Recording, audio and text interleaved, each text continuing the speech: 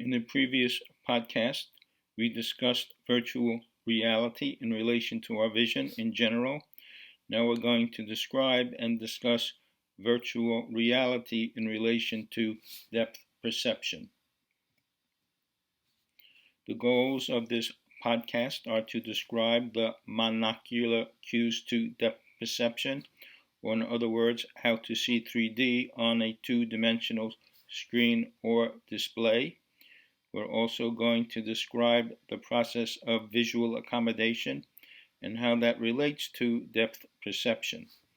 The assignment is much like the previous podcast assignment, and that is to encourage you to develop a greater sensitivity to the various aspects of your vision and not just to central clarity. As mentioned in the previous podcast, the information that is provided here is based on a term project for the Virtual World Certificate Program course at the University of Washington High School.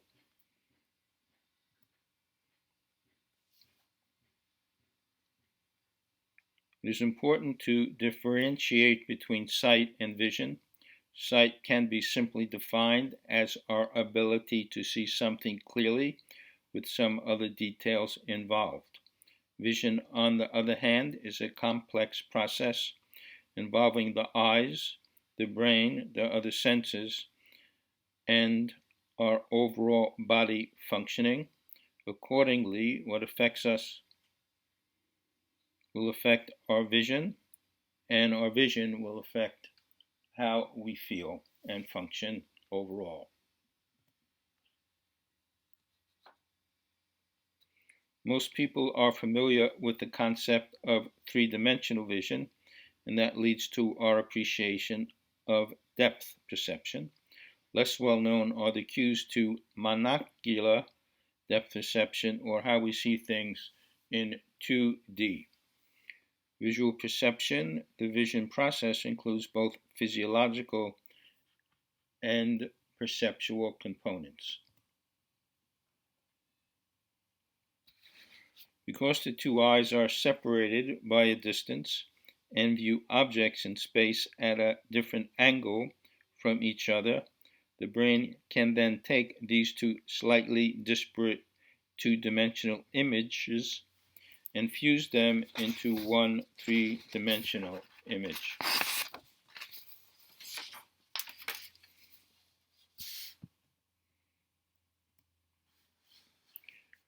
We will now begin a discussion and explanation of the various monocular, one-eyed cues to depth perception. Size is an important feature in depth perception because of the concept of size constancy. For example, we know that a car is a certain size even though the retinal image of a car far away is very small. We will still recognize the car as a full-size car. Shape, as with size, has a constancy. Even when an object is turned to a different position, such as an oblique position in the graphic, we will still recognize the object as a chair. Color also helps to determine depth and to identify objects. For example, a red object very far away will start to lose its redness and appear to become a shade of gray. Brightness, objects that are closer are typically perceived as brighter than if they are far away.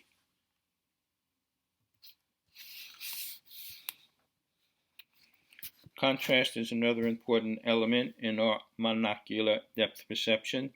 As shown in the graphic, two objects that do not have a different contrast will not be recognized as individual objects, but appear to be one object. Focus, how our eyes focus, helps us to determine the distance of objects from us and between the objects themselves.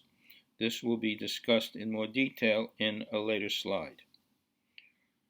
Convergence means the movement of the eyes towards each other, while divergence means the movement of the eyes away from each other. The closer an object is to us, the more convergence we need to be able to see the object, and this gives information as to its location in space, how far it is from us.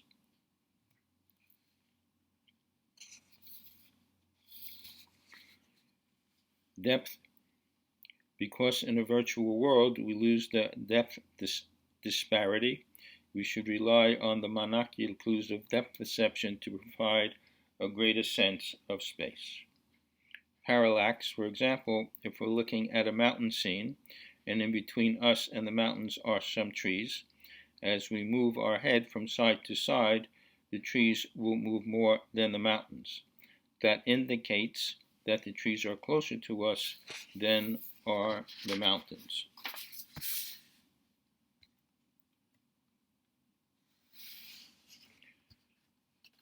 Text gradient. The closer an object, the more details of its surface can be perceived. Superimposition. When there are two objects superimposed on each other, the object in the foreground is closer than the object that it is superimposed on. The moon illusion. Objects on the horizon appear closer than objects high in the sky. Hence, the moon appears larger on the horizon than it does as it ascends to the center of the sky, like at 12 noon. Shadows. When an object casts a shadow on another object, the first object is closer to the light source than the second object. Perspective plays a very important role in our depth perception, as illustrated in the graphics on the slide. The graphics illustrate the increased amount of visual perception as we go from black and white 2 dimensions to color 2 dimensions and finally color in 3 dimensions.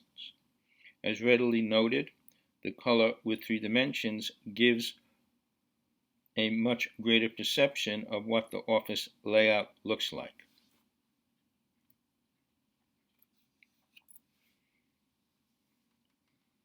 As we look from one object in space to one further away or closer, our eyes will adjust to the distance. This is accomplished by the action of the focusing lens inside the eye. When an object is blurry to us, the image on the retina is blurred. The brain will then tell the focusing lens to make an adjustment and clear up that image.